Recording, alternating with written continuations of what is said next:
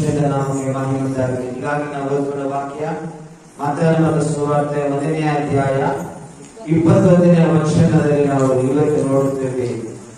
ಆಕೆಯು ಒಬ್ಬ ಮಗನನ್ನು ಹಡೆಯುವಳು, ನೀನು ಆತನಿಗೆ ಯೇಸು ಎಂದು ಹೆಸರಿಡಬೇಕು, ಯಾಕಂದರೆ ಆತನೇ ತನ್ನ ಜನರನ್ನು ಅವರ ಪಾಪಗಳಿಂದ ಬಿಡಿಸಿ ಕಾಯುವನು ಅಂತನು. ನೋಡ್ತೇವೆ, ಇಲ್ಲಿ ವಾಕ್ಯದಲ್ಲಿ ನೋಡುತ್ತೇವೆ, ದೇವದೂತನು ಬಂದು ಕನಸಿನಲ್ಲಿ ಯೋಸೇಫನ ಸಂಗಡ ಮಾತಾಡ್ತಾರೆ. ಯೋಸೇಫನ ಸಂಗಡ ಮಾತಾಡ್ತಾ ಹೇಳ್ತಾನೆ. ಯಾಕಂದ್ರೆ ಯೋಸೇಫನಿಗೆ ಒಂದು ಅನುಮಾನ ಇತ್ತು. ಏನಂದ್ರೆ ನನ್ನ ಹೆಂಡತಿ ಏನೋ ತಪ್ಪು ಮಾಡಿದ್ದಾಳೆ, ಅದಕ್ಕಾಗಿ ನೋಡುತ್ತೇವೆ ಇದಾಗಿದೆ ಎಂಬುದಾಗಿ. ಆ ಸಮಯದಲ್ಲಿ ನೋಡುತ್ತೇವೆ, ದೇವದೂತನು ಆ ಒಂದು ಪರಿಶುದ್ಧ ಆ ದೇವದೂತನು ಯೋಸೇಫನ ಮಾತಾಡ್ತಾ, ನಿನ್ನ ಹೆಂಡತಿಯಾದ ಮರಿಯಳು ಆಕೆ ಪರಿಶುದ್ಧಾತ್ಮದಿಂದ ಗರ್ಭವನ್ನು ಧರಿಸ್ತಾ ಇದ್ದಾಳೆ ಎಂಬುದು ಹೇಳ್ತಾನೆ. ಆತ ಯಾಕೆ ಹುಟ್ಟಾದಾನೆ, ಆತ ಹುಟ್ಟಿ ಬರಲಿಕ್ಕೆ ಕಾರಣ ಏನೆಂಬುದಾಗಿ ಇಲ್ಲಿ ವಾಕ್ಯ ನೋಡ್ತೇವೆ.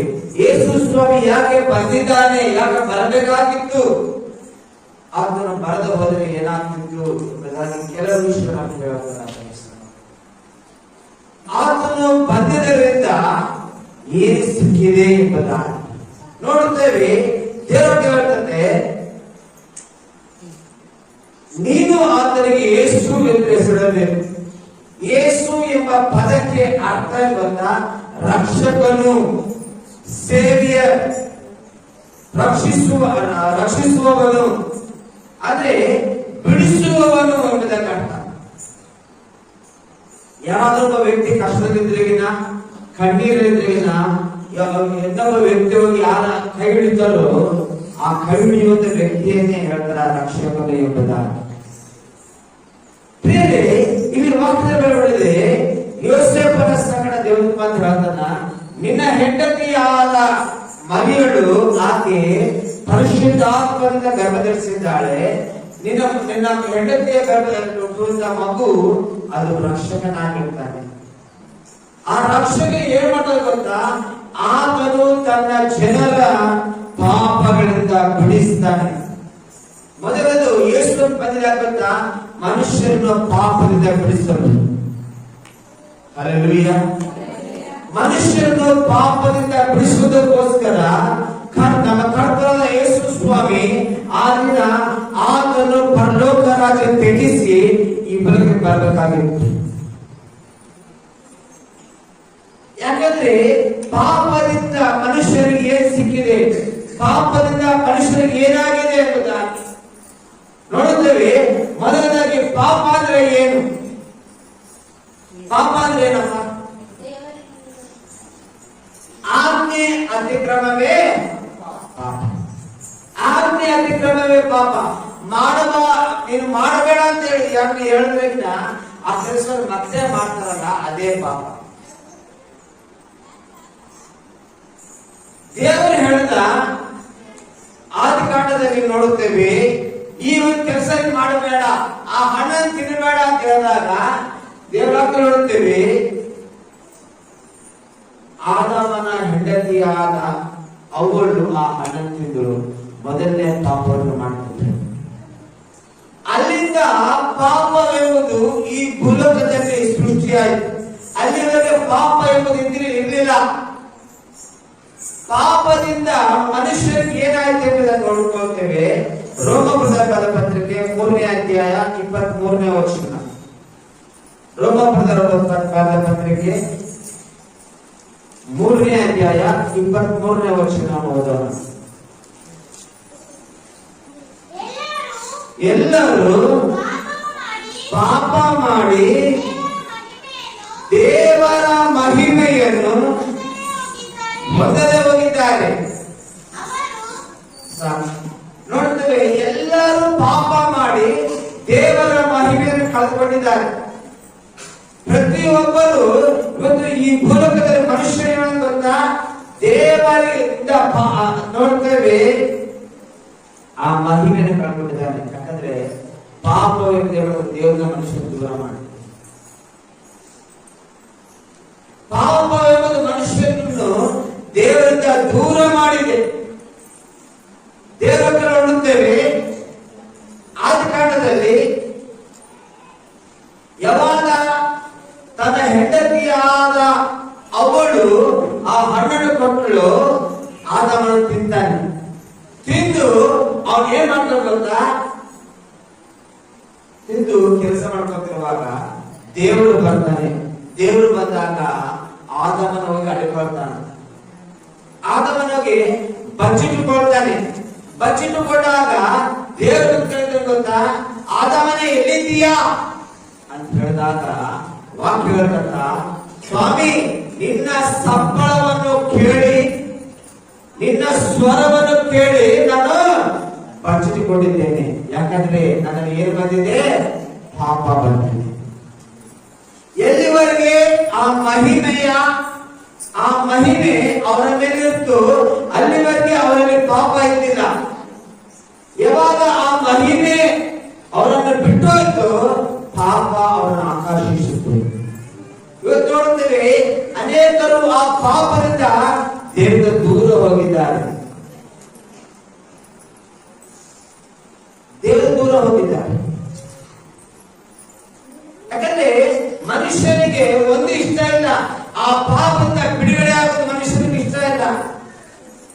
ಮನುಷ್ಯನಿಗೆ ಏನಾಗುತ್ತ, ಆ ಪಾಪ ಕ್ಷಣಿಕ ಮಾತ್ರ ಅವನಿಗೆ ಏನಾಗ್ತದೆ, ಸಮಾಧಾನ ಕೊಡ್ತಂತ. ಆ ಪಾಪ ಕ್ಷಣಿಕ ಮಾತ್ರ ಅವನಿಗೆ ಮಾಡ್ತಂತ, ನೆಮ್ಮದಿ ಕೊಡ್ತಂತ. ಆದ್ರೆ ಆ ಕ್ಷಣಿಕವಾದ ಇಷ್ಟಪಟ್ಟು ಶಾಶ್ವತವಾದ ನಾವು ಏನ್ ಮಾಡ್ತದನ್ನ ದೂರ ಮಾಡಿಕೊಡ್ತಾರೆ. ಅದು ಈಗಿಂದ ಬಂದಿದ್ದಲ್ಲ, ಅದು ಹಳೇ ಕಾಲದಲ್ಲಿ ಸೃಷ್ಟಿಯಿಂದ ಆರಂಭವಾದದ್ದು. ಸೃಷ್ಟಿಯಿಂದ ಮನುಷ್ಯರು ಅದೇ ಪದೇ ಅದೇ ಒಂದು ಕಾರ್ಯವನ್ನು ಮಾಡ್ತಾ ಹೋಗ್ತಾರೆ. ಯಾವ ಕಾರ್ಯ, ಪಾಪವನ್ನು ಮಾಡ್ತಾರೆ. ನೋಡುತ್ತೇವೆ, ಆದಿಯಲ್ಲಿ ದೇವರು ಒಂದು ಕುರಿಯ ಮೂಲಕ ಅವರ ಒಂದು ಪಾಪವನ್ನು ಕ್ಷಮಿಸಿದ. ಅದಾದ ನೋಡುತ್ತೇವೆ, ಯಜ್ಞ ಪಶುವಿನ ಮೂಲಕ ಅವರ ಪಾಪವನ್ನು ಕ್ಷಮಿಸಿದ. ಅದಾದ ಅನೇಕ ವಿಷಯದಲ್ಲಿ ದೇವರು ಅದ್ಭುತ ಮಾಡಿ ಆ ಪಾಪವನ್ನು ಕ್ಷಮಿಸಿದ್ರು ಕೂಡ ಮನುಷ್ಯನು ಮತ್ತೆ ಅದೇ ಪಾಪದಲ್ಲಿ ಬೀಳ. ದೇವರು ಕ್ಷಮಿಸಿದ ಹಾಗೆಲ್ಲ ಮನುಷ್ಯ ಅದೇ ಪಾಪದಲ್ಲಿ ಬೀಳ್ತಾರೆ. ಅದಕ್ಕಾಗಿ ಸ್ವತಃ ವಾಕ್ಯ ಹೇಳ್ತಕ್ಕ ಫಿಲಿಪ್ಪಿ ಬರೆದ ಪತ್ರಿಕೆ 2ನೇ ಅಧ್ಯಾಯ, ಫಿಲಿಪ್ಪಿ ಬರೆದ ಪತ್ರಿಕೆ 2ನೇ ಅಧ್ಯಾಯ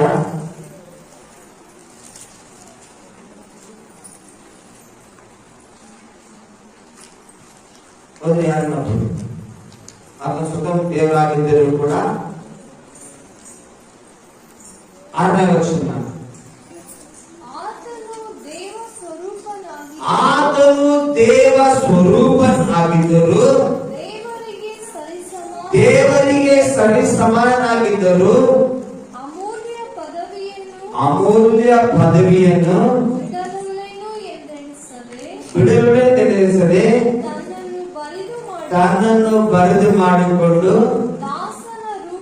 ದಾಸನ ರೂಪವನ್ನು ಧರಿಸಿಕೊಂಡು ಮನುಷ್ಯನಿಗೆ ಸಾದೃಶ್ಯನಾದನು.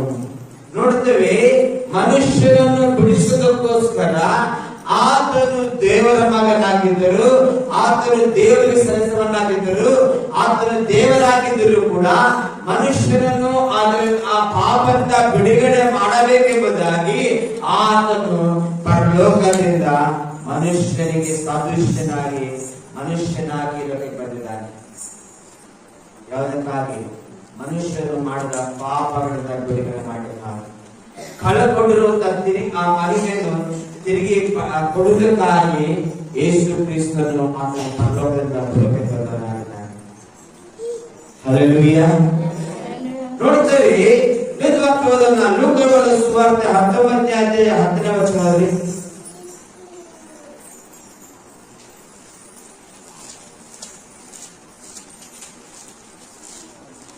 ಲೂಕನ ಬರೆದ ಸುವಾರ್ತೆ 19ನೇ ಅಧ್ಯಾಯ 10ನೇ ವಚನ, ಮನುಷ್ಯ ಕುಮಾರನು ಕೆಟ್ಟು ಹೋಗಿರುವುದನ್ನು ಹುಡುಕಿ ರಕ್ಷಿಸುವುದಕ್ಕೆ ಬಂದನು ಎಂದು ಹೇಳಿದನು. ನೋಡುತ್ತೇವೆ, ಮನುಷ್ಯ ಕುಮಾರನು ದೇವಕುಮಾರನಾದ ಯೇಸು ಕ್ರಿಸ್ತನು ಆತನನ್ನು ಕಳೆದು ಹೋದದನ್ನು, ಕೆಟ್ಟು ಹೋಗಿರುವುದನ್ನು ಹುಡುಕಿ ರಕ್ಷಿಸುವುದಕ್ಕೆ ಬಂದಿದ್ದಾನೆ. ಹಲ್ಲೆಲೂಯಾ. ಆತನು ಪಾಪಗಳಿಂದ ಬಿಡಿಸಲಿಕ್ಕಾಗಿ, ಮನುಷ್ಯನಲ್ಲಿ ಪಾಪ ಇತ್ತು, ಆ ಪಾಪ ಏನ್ ಮಾಡ್ತು, ದೇವರಿಂದ ಮನುಷ್ಯ ದೂರ ಮಾಡ್ತಾ ಇತ್ತು. ಆ ದೂರವಾಗಿರುವ ಆ ಸಂಬಂಧವನ್ನು ತಿರುಗಿ ಕಟ್ಟಲಿಕ್ಕಾಗಿ, ಆ ಪಾಪವನ್ನು ಮನುಷ್ಯ ದೂರ ಮಾಡಲಿಕ್ಕಾಗಿ ನಮ್ಮ ಕರ್ತನಾದ ಯೇಸು ಆತನು ಪರಲೋಕದ ಬಲಕ್ಕೆ ಬದಲಾಗಿದ್ದಾನೆ. ಎರಡನೇ ಪ್ರೇರೆ, ಯೇಸು ಸ್ವಾಮಿ ಯಾಕೆ ಬಂದಿದ್ದಾನೆ ನೋಡ್ತೇವೆ. ವಾಕ್ಯದಲ್ಲಿ ನಾವು ನೋಡುವುದಾದ್ರೆ ಹೇಳ್ತದೆ, ಕಾಯುವುದಕ್ಕೆ. ಹೇಳ್ತಾ ಅವರ ಪಾಪಗಳಿಂದ ಬಿಡಿಸಿ ಕಾಯುವುದಕ್ಕೆ. ನೋಡುತ್ತೇವೆ, ಕೇವಲ ಬಿಡಿಸೋದೊಂದೇ ಅಲ್ಲ, ಅನೇಕ ಬಿಡಿಯಾಗ್ತಾರ, ಮತ್ತೆ ಮಾಡ್ತಾರೆ. ಆದ್ರೆ ಅದು ಮತ್ತೆ ಮಾಡದಂತೆ ಕಾಪಾಡಬೇಕಾಗ್ತದೆ. ಹಲ್ಲೆಲೂಯಾ.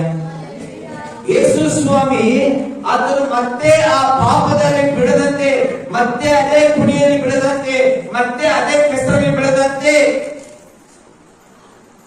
ಕಾಪಾಡಲಿಕ್ಕಾಗಿ ನಮ್ಮ ಕರ್ತನು ಬಂದವನಾಗ್ತಾನೆ. ಹಲ್ಲೆಲೂಯಾ. ಬಿಡಿಸೋದೊಂದೇ ಅಲ್ಲ, ಬಿಡಿಸಿ ಕಾಪಾಡಲಿಕ್ಕಾಗಿ. ಬೇರೆ ಸಿಕ್ಕೊಂಡಿದೆಯಾ, ಆ ಬೇರೆ ಎಲ್ಲಿವರೆಗೆ ನಿನ್ನ ಮೈ ಮೇಲೆ ಇರ್ತೋ ಅಲ್ಲಿವರೆಗೆ ನಿನಗೆ ಏನಾರ ಸಮಾಧಾನ ಇರಲಿಲ್ಲ, ನೆಮ್ಮದಿ ಇರಲಿಲ್ಲ. ಅದು ಚುಚ್ತಾ ಇರುವ ಹಾಗೆಲ್ಲ ಏನು ಗೊತ್ತಾ, ನಿಜವಾದ ಒಂದು ಸಮಸ್ಯೆ. ಆದರೆ ಆ ಬೇರೆಯಿಂದ ಬಿಡುಗಡೆ ಮಾಡಿ ಮತ್ತೆ ಆ ಬೇರೆಗೆ ಸಿಕ್ಕುಕೊಳ್ಳದಂತೆ ಕಾಪಾಡಲಿಕ್ಕಾಗಿ ಆತನು ಬಂದವನಾಗಿದ್ದಾನೆ. ಹಲ್ಲೆಲೂಯಾ. ಕಾಪಾಡಲಿಕ್ಕೆ ಬಂದ ವಾಕ್ಯದಿಂದ ಕಾಯುವುದಕ್ಕಾಗಿ ಆತನು ಬಂದವನಾಗಿದ್ದಾನೆ. ಕೀರ್ತನೆಗಳು ಬರೆದ ಪುಸ್ತಕ 121ನೇ ಅಧ್ಯಾಯ, ಕೀರ್ತನೆ 121ನೇ ಅಧ್ಯಾಯ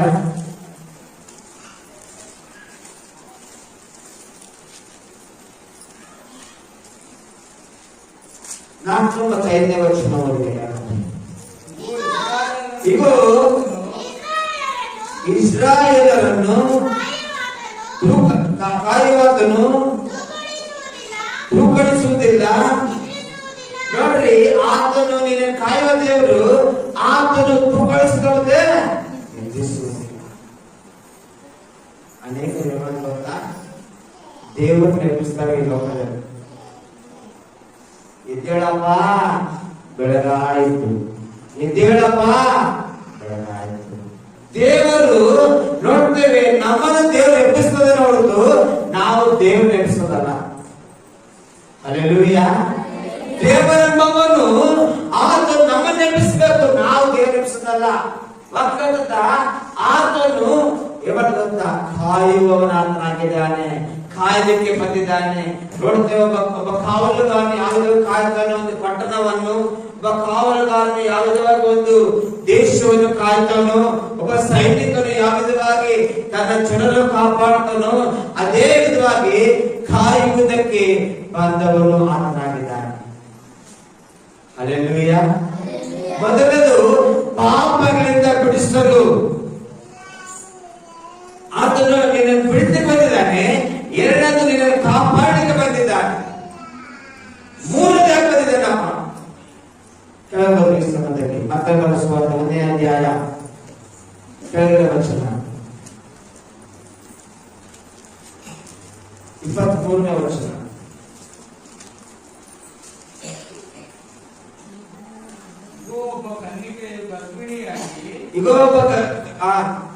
ಗರ್ಭಿಣಿಯಾಗಿ ಮಗನನ್ನು ಆತನಿಗೆ ಇಮ್ಮಾನುವೇಲ್ ಎಂದು ಹೆಸರಿಡುವರು ಎಂಬುದು ದೇವರು ನಮ್ಮ ಕೂಡ ಇದ್ದಾನೆ ಎಂದು. ನೋಡ್ರಿ, ಮೊದಲನೇದು ಆತನ ಪಾಪದಿಂದ ಬಿಡಿಸಲು, ಎರಡನೇದು ಕಾಯಲು ಬಂದಿದ್ದಾನೆ, ಮೂರನೇದು ಅಥವಾ ನಮ್ಮ ಜೊತೆಗೆ ಬಂದಿದ್ದಾನೆ.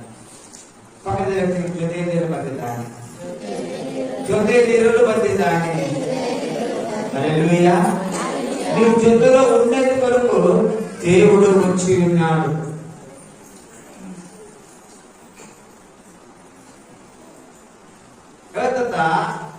God with us, ದೇವರು ನಮ್ಮ ಜೊತೆಯಲ್ಲಿ ಇರಕ್ಕೆ ಬಂದಿದ್ದಾನೆ. ನಮ್ಮ ಜೊತೆಯಲ್ಲಿ ಇರಲಿಕ್ಕಾಗಿ ಇಮ್ಮಾನುವೇಲ್ ನಮ್ಮ ಜೊತೆ ಇರುವ ದೇವರು. ಹಲ್ಲೆಲೂಯಾ. ಎಲ್ಲಾ ವೇಳೆಯಲ್ಲಿ, ಎಲ್ಲಾ ಸ್ಥಿತಿಗತಿಗಳಲ್ಲಿ ನಿನ್ನ ಜೊತೆಯಲ್ಲಿ ಇರ್ಲಿಕ್ಕಾಗಿ ಬಂದವನು ಆತನಾಗಿದ್ದಾನೆ. ಯಾರು ಕೈ ಬಿಟ್ಟರು ಆತನು ಕೈ ಬಿಡಕ್ಕಿಲ್ಲ. ಆತನು ನಿನ್ನನ್ನು ಕಾಯ್ದು ಕಾಪಾಡಿ ಜೊತೆಗಿದ್ದು ನಡೆಸುವನಾಗಿದ್ದಾನೆ. ವಾಕ್ಯ ಹೇಳ್ತದ ಮೂರನೇದು ಆತನು ಜೊತೆಗೆ ಇರ್ಲಿಕ್ಕಾಗುತ್ತೆ. ಜೊತೆಯಲ್ಲಿರಲು, ಜೊತೆಯಲ್ಲಿ ಇರಲು ನೋಡ್ತೇವೆ. ನಾಲ್ಕನೇದು ನೋಡ್ತೇವೆ. ಯಾಕೆ ಬಂದಿದ್ದಾರೆ ಅಂತ ನಾವು ಓದ್ಕೊಂಡಿದ್ದೆವು. ಲೂಕನ ಬರೆದ ಸುವಾರ್ತೆ 2ನೇ ಅಧ್ಯಾಯ 9-10 ವಚನಗಳು.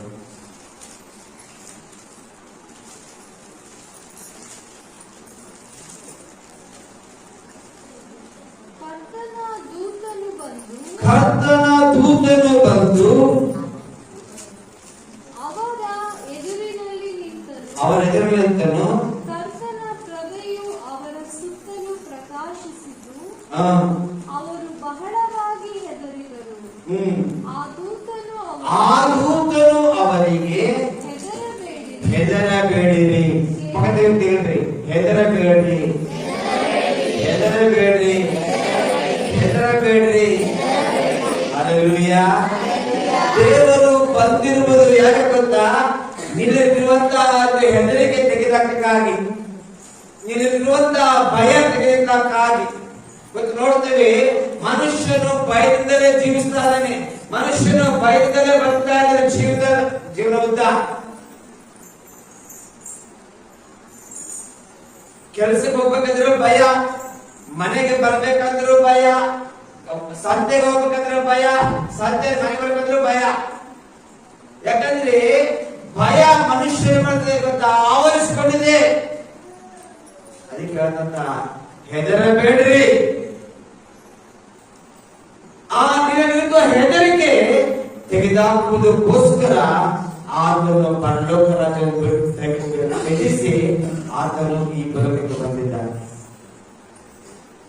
ಇವತ್ತು ನೋಡ್ತೇವೆ, ಅವರನ್ನ ಬಿಟ್ಟು ಹೋಗ್ಬಿಟ್ರು, ಇವರನ್ನ ಬಿಟ್ಟು ಹೋಗ್ಬಿಟ್ರು. ಅಯ್ಯೋ, ನನ್ನ ಜೀವಿತ ಹೇಗೆ ಜೀವಿತ ಸಾಕ್ಬೇಕು? ಹೆದರಬೇಡ. ಕುರುಬರು ಆ ಒಂದು ದೇವದೂತರನ್ನು ಭಯಪಡ್ತಾ ಇದ್ದಾರ. ಏನಪ್ಪ ಇಂಥ ಬೆಳಕು, ಏನಪ್ಪ ಇಂಥ ಒಂದು ಪ್ರಕಾಶ. ವಾಕ್ಯವಾದಂತ ಹೆದರಬೇಡ್ರಿ. ಹೆದರಿಕೆ, ಜೀವನದಲ್ಲಿ ಹೆದರಿಕೆ.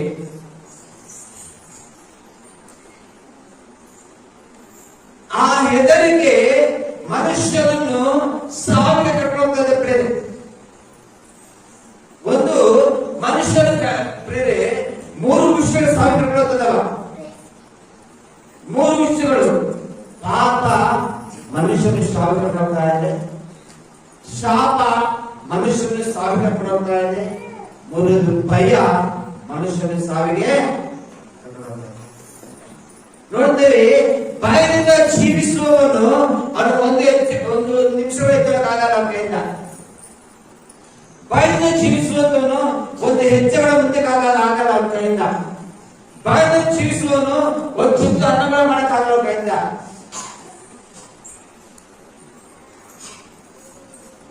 ಭಯದಿಂದ ನೋಡುತ್ತೇವೆ ಮನುಷ್ಯನಿಗೆ ಬೇರೆ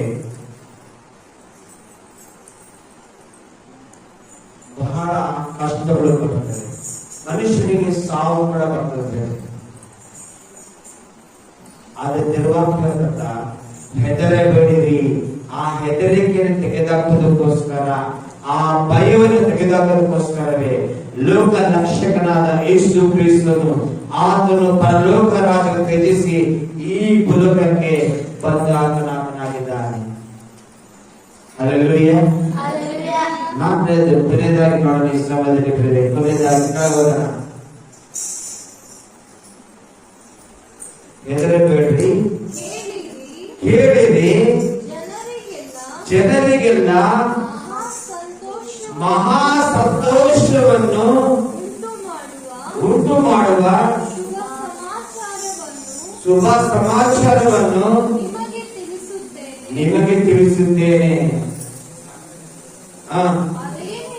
ಅದೇನೆಂದರೆ, ಈ ಹೊತ್ತು ನಿಮಗೋಸ್ಕರ ದಾವೀದನೂರಲ್ಲಿ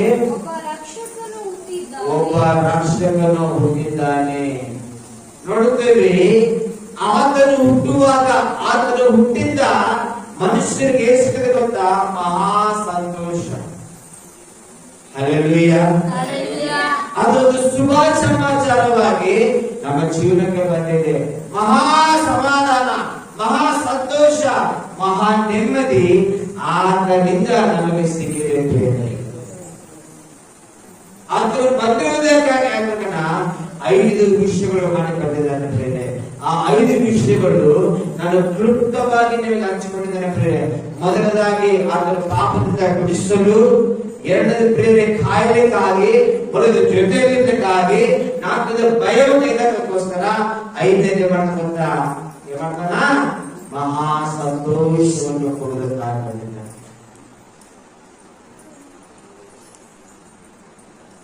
5 ವಿಷಯಗಳನ್ನು ಮಾಡಲಿಕ್ಕಾಗಿ ಲೋಕ ರಕ್ಷಕನಾದ ಯೇಸು ಕ್ರಿಸ್ತನು ಆತನು ಪರಲೋಕವನ್ನು ತ್ಯಜಿಸಿ ಈ ಭೂಲೋಕಕ್ಕೆ ನರಮನುಷ್ಯನಾಗಿ, ನರನಂತೆ ಈ ಭೂಲೋಕಕ್ಕೆ ಬಂದ ಆತನಾಗಿ. ಹಲ್ಲೆಲೂಯಾ. ಇದು ನಿಜವಾದ ಕ್ರಿಸ್ಮಸ್ ಸಂದೇಶವಾಗುತ್ತದೆ. ಒಂದು ಹೇಳ್ತೇನೆ, ಇವತ್ತು ನಿನ್ನ ಕರ್ತನೆ ಯಾಕೆ ನಾವು ಕ್ರಿಸ್ಮಸ್ ಹಬ್ಬವನ್ನು ಮಾಡ್ತೀವಿ? ಕ್ರಿಸ್ಮಸ್ ಹಬ್ಬ ಯಾಕೆ ಗೊತ್ತಾ? ಕ್ರಿಸ್ತನನ್ನು ಮೊದಲು ಆಚರಿಸುವ ದಿನ, ಕ್ರಿಸ್ತನ ಒಂದು ಜನ್ಮದಿನ ಅಂತದಾಗಿ. ಇವತ್ತೇ ಆತ ಹುಟ್ಟಿ ಬಂದಿಲ್ಲ, ನೋಡುತ್ತೇವೆ ಆತನಿಗೆ ಯಾವಾಗೂ 2025 ವರ್ಷಗಳ ಕೆಳಗಡೆ ಆತನ ಬಂದವನಾಗಿದ್ದಾನೆ. ಆದರೆ ಅವತ್ತು ಬಂದ ದೇವರು ಇವತ್ತು ಕೂಡ ಯಾರನ್ನ ಕೈ ಬಿಡೋದಿಲ್ಲ. ಜೊತೆಗಿದ್ದು ಭಯ ತೆಗೆದಾಕಿ ಸಂತೋಷ ಕೊಟ್ಟು ನಡೆಸ್ಕೊಳ್ತಾ ಹೋಗ್ತಾನೆ ಇದ್ದಾನೆ. ಹಲ್ಲೆಲೂಯಾ. ಎಲ್ಲೋ ಹೋಗ್ತಾನೆ, ಆತನು ಬರೋವರೆಗೆ, ಆತನ ರಾಜ್ಯಗಳನ್ನು ಕರ್ಕೊಂಡು ಹೋಗುವವರೆಗೆ ಆತನ ಜೊತೆಲೇ ಇರುವಂತಾಗಿದ್ದಾನೆ. ಜೀವನದಲ್ಲಿ ಭಯ ಬೇಡ, ಜೀವನದಲ್ಲಿ ಪಾಪ ಬೇಡ, ಜೀವನದಲ್ಲಿ ನೋಡುತ್ತೇವೆ ಆ ಒಂದು ಜಿಗುಪ್ಸೆ ಬೇಡ. ಪ್ರಿಯ ಮಕ್ಕಳೇ, ಒಂದು ಮರಿಬೇಡ, ನಿನ್ನ ಜೊತೆಯಲ್ಲಿ ಲೋಕ ರಕ್ಷಕರಾದ ಯೇಸು ಇದ್ದಾನೆ. ಆ ರಕ್ಷಕನು ಯಾರು ಕೈ ಬಿಟ್ಟರು ಆತನು ಕೈ ಬಿಡುವ ದೇವರಲ್ಲ. ಹಲ್ಲೆಲೂಯಾ. ಕೈ ಬಿಟ್ಟು ನಡೆಸುವವನಾಗಿದ್ದಾನೆ. ಕರೆಯುವುದು ಕಾಯುವ ಕಣ್ಮಣಿಯಂತೆ ಕಾಯುವ ದೇವರನ್ನಾಗಿದ್ದಾನೆ. ಬೇರೆ ಆತನ ಹೆಸರಲ್ಲಿ ಒಂದು ಹೆಸರು, ಆತನ ಅದ್ಭುತ ಸ್ವರೂಪನು. ಆತನ ಹೆಸರು ನೋಡುತ್ತೇವೆ, ಆತನು ಸಮಾಧಾನದ ಪ್ರಭುವಾಗಿದ್ದಾನೆ, ಸಮಾಧಾನ ಕೊಡುವ. ಕೊನೆಯ ವಚನದಲ್ಲಿ ನಾವು ಓದಿ ಮುಗಿಸೋಣ. ಯೆಶಾಯನ ಬರೆದ ಪುಸ್ತಕ 9ನೇ ಅಧ್ಯಾಯ 6ನೇ ವಚನ. ಆತನ ಹೆಸರುಗಳನ್ನು ನೋಡಿಕೊಂಡು ನಾವು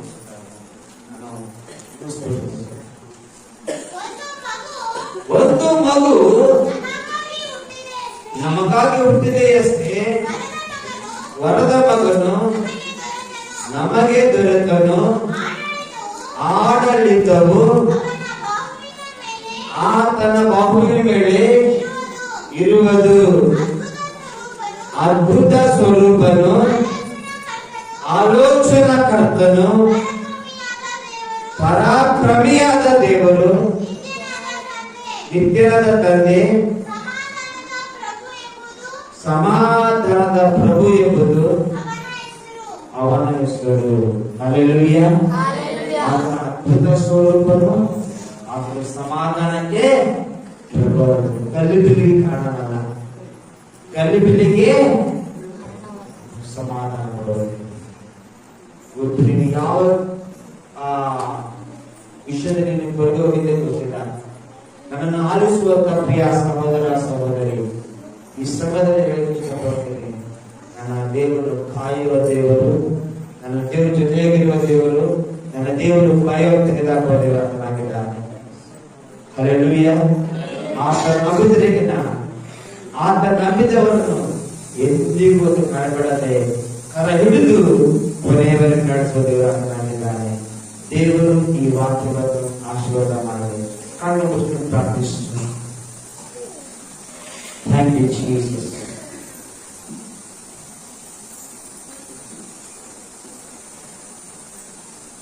ಪ್ರೀತಿ ಸ್ವರೂಪದ ಆದ ಪ್ರೀತಿಯ ಪರಲೋಕದಲ್ಲಿರುವ ತಂದೆಯಾದ ದೇವರೇ, ನಿನ್ನ ಕೃಪಾ ಸಿಂಹಾಸನದ ಮುಂದೆ ನಾವು ಕರ್ತನೆ ಬರುವಂತರಾಗಿದ್ದೇವೆ ರಾಜ. ಕರ್ತನೆ, ನಿನ್ನ ಒಂದು ಹುಟ್ಟು ಹಬ್ಬದ ಅಂಗವಾಗಿ ರಾಜ ಸ್ವಾಮಿ, ನೀನು ಮಾತಾಡದ ಮಾತುಗಳಾಗಿ ಗಮನ ಸಲ್ಲಿಸ್ತೇವೆ ರಾಜ. ಕರ್ತನೆ, ನೀನು ಯಾವುದಕ್ಕೆ ಹುಟ್ಟಿ ಬಂದಿದ್ದೀಯಾ, ಏನು ತೆಗೆದಾಕೋಸ್ಕರ, ಏನು ಕೊಡೋದಕ್ಕೋಸ್ಕರ ಬಂದಿದೆಯೇ ಎಂಬುದಾಗಿ ನಾವು ಧ್ಯಾನಿಸಿದ್ದೇವೆ ಕರ್ತನೆ. ಕಳೆದ ವಾಕ್ಯವು ನಮ್ಮ ಜೀವಿತದಲ್ಲಿ ಮುದ್ರೆಯಾಗಿದ್ದಕ್ಕೆ ಸಹಾಯ ಮಾಡು.